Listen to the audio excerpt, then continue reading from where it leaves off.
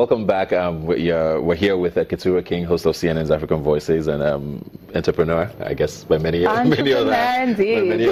standards. Before the break, I said we're going to touch on some other things. And something that went viral, I think it was early in the year. You took a trip to Senegal, yes. I believe. I don't know if it was official or personal. Personal. But on your way back, there was an incident at the airport. Most people were not sure exactly what happened. You tweeted pictures with blood, at least on your body. You were hurt or injured by some officials at the airport, I believe, and then you deleted them. I think I'm not sure exactly what happened, but what was the situation exactly? So you will be getting an exclusive now because I haven't actually talked about this now. It's something I haven't spoken about only because I've been trying to heal. It was more than just physical scars, so it really affected me mentally. I mean, I don't think I left my house for months after that. I got back to Lagos and I was just in the house crying. You know, I had a few friends come over. Oh, I'm tearing up thinking about it now. But so, excuse me, it was a personal trip, and I went there for the Dakar Biennale, which is an art fair that's held every 2 years. I've never been to Senegal. I had never been to Senegal previously, and I love art. And to think that we have something that mimics Art Basel on the continent, it's that big. People fly in from all over the world. I thought to myself, well, this is perfect timing. I'm on the continent, it's happening. I've never been there. I've always wanted to go there. Why not? And I'd been pitching my producers some Senegalese stories. So I thought, let me go and do some recon at the same time and be proactive. So I went there and it was magical. And my boyfriend came out to meet me. He'd never been to Senegal either. And it was amazing. And we had the best time. Now, don't get me wrong, I knew prior to going to Senegal that they had prepared some travel advisories against the country. Senegal and the Gambia have just been declared Islamic states, rather. So there's a lot of turmoil on the roads. You know, you've got armed guard stations every 10 meters. But it's still a beautiful country, and they're still quite great people.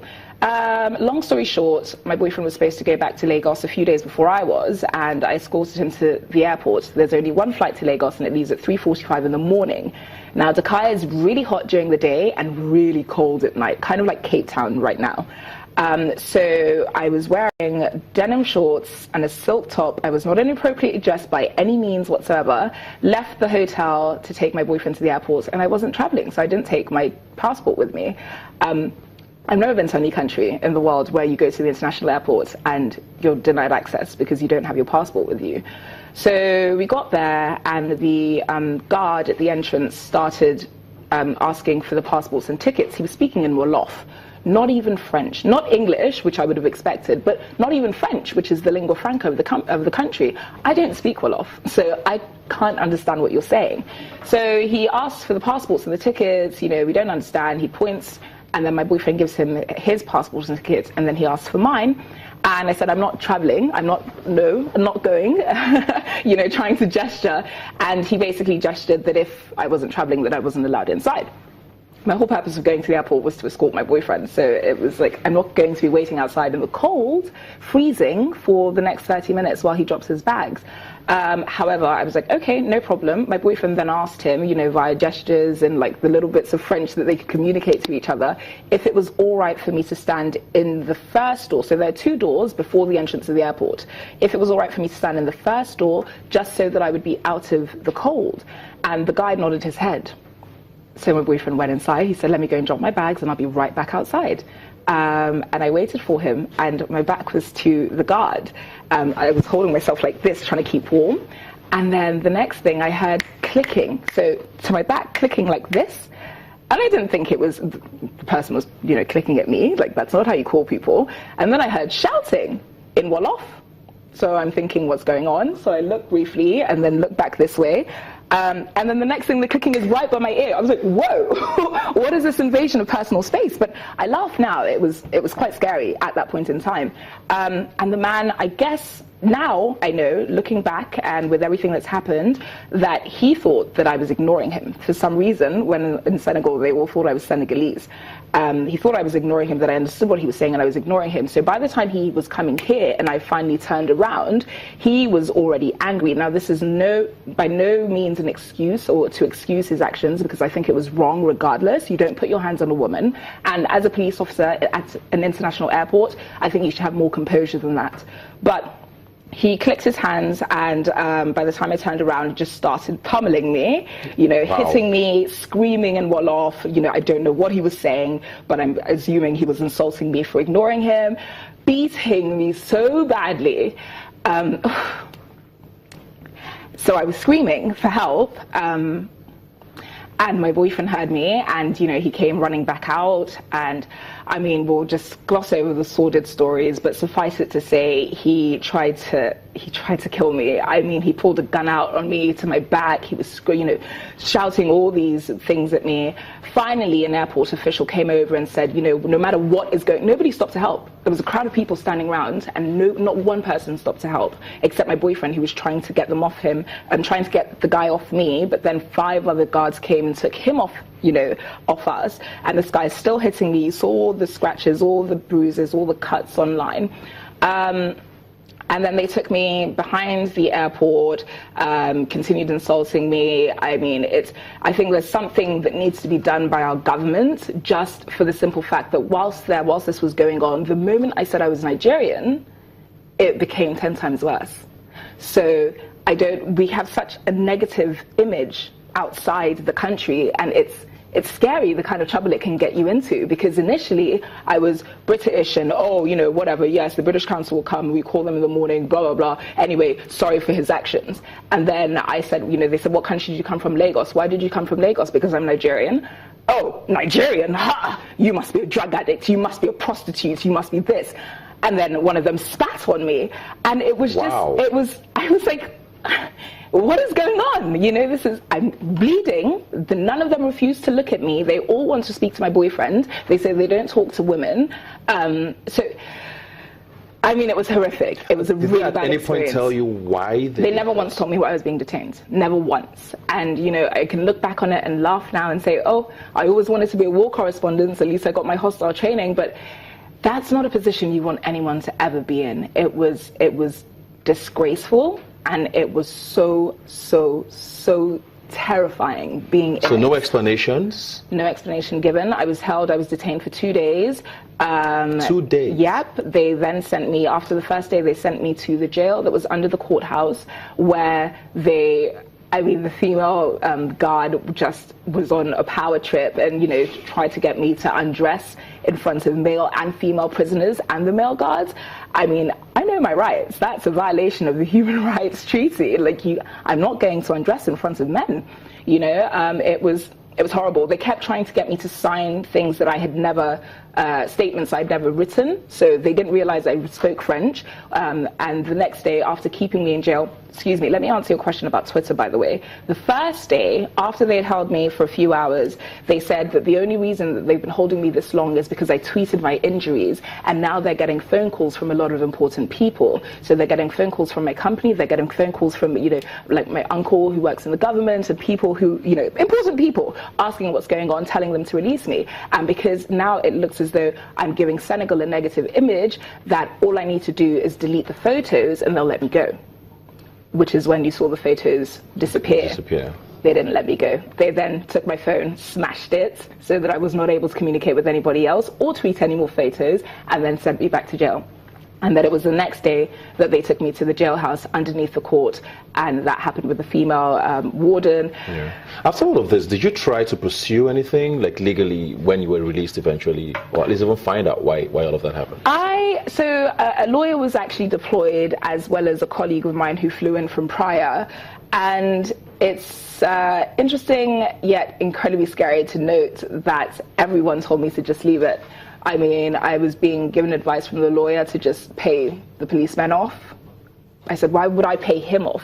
He hurt me. I did nothing wrong. He said, well, no, if you want this to go away, just pay them off. Otherwise, you'll be charged to court. It's they claim that I insulted the police officer and I was the one that hit him, that he had injuries. And I said, well, where are your injuries? And how could I have insulted you when we don't speak the same language? If I didn't understand what you were saying, how did you understand what I was saying? But you didn't understand when I was asking you if I could step inside for the cold. Something is amiss here. And it's interesting to note also the fact that whilst this was being reported in the Senegalese media, most of the Senegalese people were on my side. From the comments that I read, they were saying, oh, well, yes, this is what happens here. You know, it's unfortunate that this has happened to you, but hopefully because you're someone that's in the public eye, now something will be done. Nothing's been done. Wow. I don't know if I've heard a sadder story than this in a long time, but good to see that you at least okay. Yes. And have moved on from it. I don't know, someone in Senegal obviously has questions to answer. Yeah. And I actually want you to get answers. I don't know how you will, but hopefully you do get answers. I hope so too. From somewhere. I hope so. Wow, that's really sad. But just before we go now, because that's already took quite a bit to go through. Going forward, I mean, you have a lot of projects, of course, outside of your contract job with CNN. What are some of the other things you're working on that maybe we should be looking out for? So I have just started with Lagos Talks. I am now officially a radio host. Woohoo! So you can listen to me on 91.3 every Thursday between 7 to 8 p.m. I'm also launching my website and blog, and the blog will focus on travel and food. This is a little known secret about me, but I'm a big foodie. I love to eat, but more importantly, I love to cook. I'm like one of those grandmothers that you come to their house and you can't leave before eating 8 meals. That's me. So I'll be launching a food. Don't worry, you're invited. I throw dinner parties every week, so I'll invite you to one. Okay. But the blog will be incredibly interactive and lots of fun. So I can't wait to launch that at the end of this month. How do you plan to juggle all of this, though? I mean, you have like how many jobs? Have you not met me? I'm Superwoman. Didn't you know? They didn't tell you? It's not going to be a problem. Not at all. When is the blog launching exactly? Friday the 30th of September. Okay, so it'll be up and running by the 1st of October, our Independence Day. What about the broadcasting side of things? Broadcasting side, we are still working with CNN, and I don't have anything else lined up broadcasting-wise, but I do have a lot of film work coming up, are which you acting I'm excited or producing? about. Acting. You're... Yes! What are you not doing? I'm really excited. You know, acting is actually my first love. That's what I started doing. Okay. So I'm Lambda trained, which is the London Academy of Musical and Dramatic Arts. I've been in the Fast and the Furious 6. I've toured East and Southern Africa with the Kenyan National Troupe. I've performed in Greece and London's West End. So that's my first passion. So I figure I should probably start edging back to it. So is this Nollywood or just film generally? Film in general. Okay. Great stuff. Just before we go now, I did see a comment a while ago. I don't know if it was tweeted at you, but I saw it was your name on it. It's when they talk about, oh, is she Nigerian or what's going on? And people said, oh, even if she's Nigerian, she doesn't sound Nigerian enough. And it's a controversy generally in Nigeria with accents, where people say, oh, why is she sounding like that if she's Nigerian? Do you get that a lot? And do you think it sort of validates or invalidates your work as a Nigerian? I don't think it invalidates my work at all, because I'm one of those people who wants to assimilate a culture as soon as they land in the country. So I came to Nigeria when I was 12 going on 13 for a year to go to Rubbin Fowler, and they made fun of my accent so much that I went to go and learn Yoruba just to understand what they were saying. So Mole so Yoruba, and Afi speak Pidgin, so nobody can say anything. It doesn't invalidate anything. So it doesn't bother you at all. Do you have a Nigerian Yoruba name? Yeah, Adetola. Adetola. Yes. Why don't you use that? I'm not saying you should. I mean, if your mother gives you a first name, who are you to tell her she's wrong? Sounds like a ring. I'm not going to say, mother, no, I don't want to use the name you gave me. I'm going to use one of the others on my birth certificate. That's not nice. She held me for 9 months. Great stuff. So the film part, I'm actually interested. When is it? Are you on set already? Or are you? I'm not on set yet. I have one starting in 2 weeks, and then I have a major one that I'm so excited about next year. Great stuff. Looking forward to all of that. Thank you very much for being here today. Thank you so much. The story actually just shook me. I mean, I knew it was quite a crazy story when I saw the tweets and all of that, but I didn't think it was going to be this crazy. I don't know if anybody in Senegal knows why this happened or what can be done. Hopefully we get answers. I hope so. It is ridiculous. It is really ridiculous that anybody would even touch a woman in the first place. Absolutely. For any reason. And I think at the point where you draw blood, you've gone too far. Yeah, definitely. Thanks for being here today. Thank you. And good luck with everything. Thank you very much. We'll see you guys in a moment. Please stay with us. Well, just